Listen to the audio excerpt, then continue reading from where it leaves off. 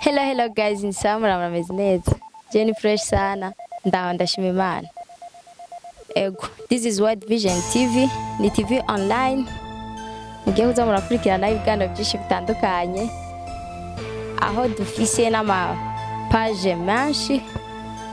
atandukanye nko kuri Facebook, Instagram, Twitter, YouTube, hose wandika World Vision TV. Hamugire subscribe ushobore kuzaronka ibiganiro byiza cyane shikizwa na jewe umukobwa wanyu wana sundi ni Tiwa Darlene. Behind camera turafise PRF mu cameraman abikora neza cyane nawe nyene katubwe tishara bro. Ego hama nkuko mwabibonye umunsi wejo twarashoboye kubona Vestina Dorcas para bashitse hano mu gisagara ca Bujumbura abafise igiteramo tariki 23 z'ukwezi nyene umwaka nyene Hotel Susadini aho batazoba ari bonyene zoba ari ko namwe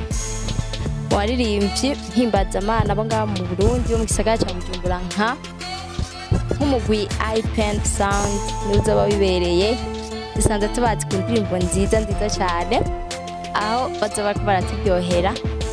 Eka dundi musakire muto cyane wona sundi akaba ava muri commune Muha anye mu gisagara ca Bujumbura zone Kanyosha. Umusaki muto cyane ariko afise imana yo kuririmba arimba gospel. Ego nasundi ni umwanditsi w'indirimbo nta busa nawe nasundi ni Keva dushime nanyazo bahibereye. Eka n'umuguti SS ni uzoburi kuri atiryohera aho nawe nyene tubona ko ari umugwi ugwaruka kiri ruto cyane wamuka muri zone Kanyosha nyene commune Muha. Ego n'abandi benshi cyane bazaba bahari foke turyoherwana nabo muzoze twitabire ico kirori aho azoba ari giteramo kiryoshe cyane. Ego eka twafise n'ibindi biteramo bizoba ku mpera z'umwaka nyene akaba hari igiteramo kizoba itariki 30 kwezi kwa12 umwaka uri nyene nase handi ni kuri Zion Beach. Igiteramo tuzoba dufisemwo umuririmbyi azoba aje nawe nyene ava mu gihugu cy'u Rwanda ona sundi ni Christopher Muneza aho tubona ko azoba harimwo abarundi bazaba kwa tutamisha nawe nyene anasa abandi ni nk'umugwi We Love Music. Tukaba twabonye ku mafishe kuri no munsi bashizemo n'undi muririmbyi rurangiranwa asanzwe ari mu runganwe ruriko ruza rubikora neza nasundi ni Lino G. Zabiryoshe abantu b'Imana zabiryoshe cyane naho tutaramenya neza mu gitaramo cy'itariki 30 abarimvyi bose bazoba bahibereye ariko amakuru tuzoza tuyabashikiza uko tuzoza tuyaronka. Ego eka ndaba amakuru yo ku munsi wa kabiri aho basozera urumuri rw'amahoro kaba gwabereye Imakamba kaba bya bintu byaryoshye cyane hari ari byarundi benshi basanze babikora neza bari abanditsi b'indirimbo nyinshi cyane aho bya bintu biryoshye biteye igomwe mu kintu cyatangaje abantu benshi bashoboye kwakirana ugweze gushi cyane muri imvi Satbi aho yakiriwe nuko mu bwinshi rw'abantu aho bamenga n'umwami ashitse. Bya bintu biryoshye cyane bantu b'Imana abantu begereye Satbi aho bari uti ariko arakora ibikora inka ariko akaya neza cyane nabandanya adacika intege. Ego aho kuri urwo rumuri nyene hari hahari n'umwanditsi w'indirimbo nyinshi cyane w'umutanzania kazi akaba ari Rosamond nawe nyene akaba yashoboye guteramisha abantu kuri uwo munsi wa kabiri. Bya bintu bishemeye cyane bya bintu biryoshye cyane kandi ndazi yahaje nka surprise nta numwe yarabizi ko aza kuba ahibereye. Ego hama twarabonye harabaye itangwa ry'ibishimo byinshi bwaranze umwaka. Reka dufatiye ku muririmbyi Dramati yashoboye gutakana ubushimye bitandukanye mu bihugu bitandukanye. Ego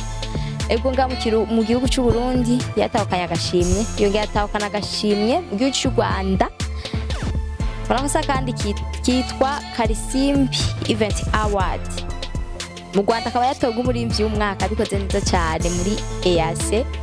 gatumushimire tongera tumubwira ati congratulations abandanya yakora cyane n'inguvu nyinshi n'ibindi biracaza sumwe nyine agatanye mu gihugu cy'u Rwanda hari n'undi muririmbyi agira kabiri oya simuririmbyi matwabarira n'umunyamideli ubona suwundi akaba yitwa Ndayiragije Christian akasanzwe kwa neza nawe nyene ahari reka tumushimire ndaza kwa dukurikirana no mwanya tumubwira ati abandanya yakora cyane n'inguvu nyinshi n'ibindi biri imbere biracaza biko biraza atugiye tubona ko abarundi dushobora gutana agashimwe mu kindi gihugu ni ibintu bishemeye cyane cemera ati cyumvikana ego reka twashikize n'amakuru ya Monia Fleur akaba nawe nyine arashoboye gutakana agashimwe ka Platform Show Award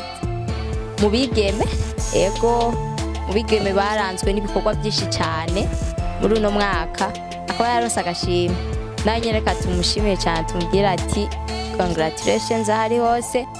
abana yakora cyane n'ingufu nyinshi bantu b'Imana Monia Fleur n'umuntu akora aboneka cyane ku mbuga niyo muririmvyikazi akaboneka mu bikorwa gose ahari cyangwa bamwegereye bose baza gukurikirana kino kiganiro reka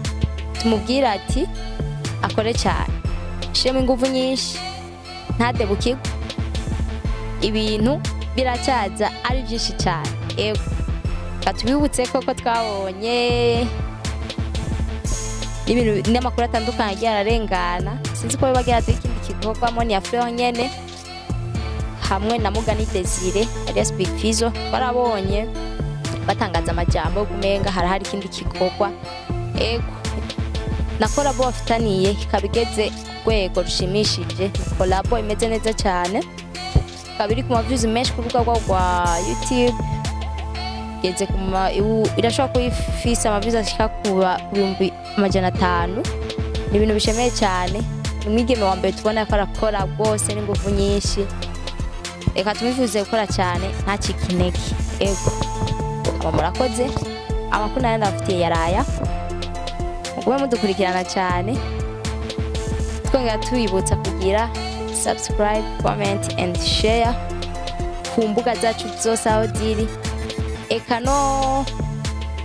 kuba mufise ibindi bintu mwamushaka kutubashikiriza murashobora kwandika muri commentaire hama tukazobashikiriza ego murakoze era mubahwe abantu bose muko muradukurikirana reka ndabwira ati mugira umugisha Imana ibahezagire cyane ni umukobwa wanyu Tiwa Darlene